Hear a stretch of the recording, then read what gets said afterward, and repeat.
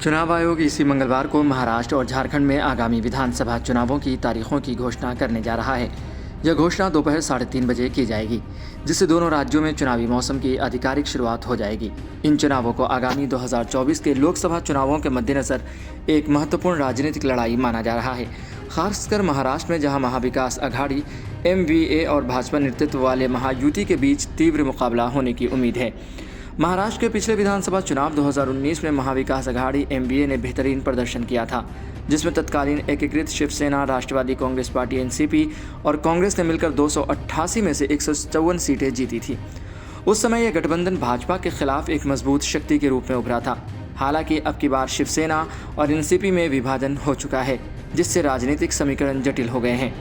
इस साल का चुनाव शिवसेना के उद्धव ठाकरे गुट और एकनाथ शिंदे की शिवसेना के बीच एक बड़ा मुकाबला होने जा रहा है।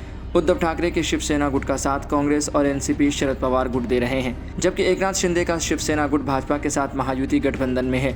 भाजपा ने इस बार 288 सीटों में से 158 सीटों पर चुनाव लड़ने का ऐलान किया है, जबकि एकनाथ शिंदे की शिवसेना को 70 सीटें और अजीत पवार की NCP को 50 सीटें देने का प्रस्ताव रखा है।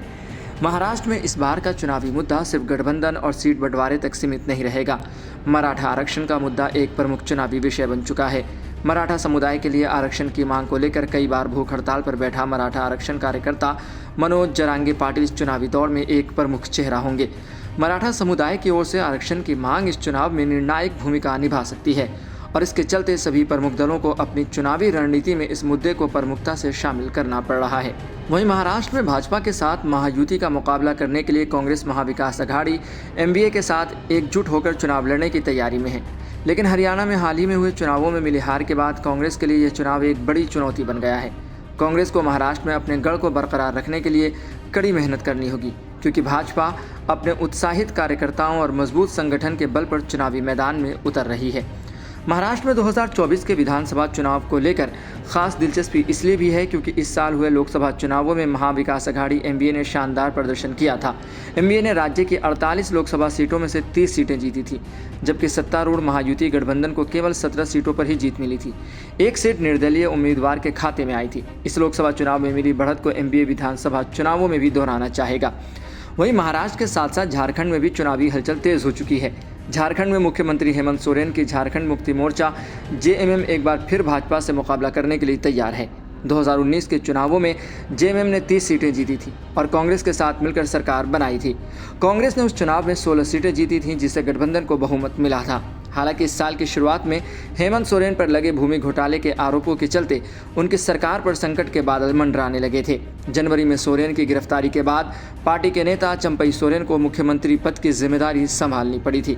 इसके बावजूद हेमंत सोरेन ने चुनावी तैयारियों पर भरोसा जताते हुए कहा है कि JMM के नेतृत्व वाला गठबंधन आगामी विधानसभा चुनावों में सभी 81 सीटों पर चुनाव लड़ेगा और राज्य में फिर से सत्ता हासिल करेगा।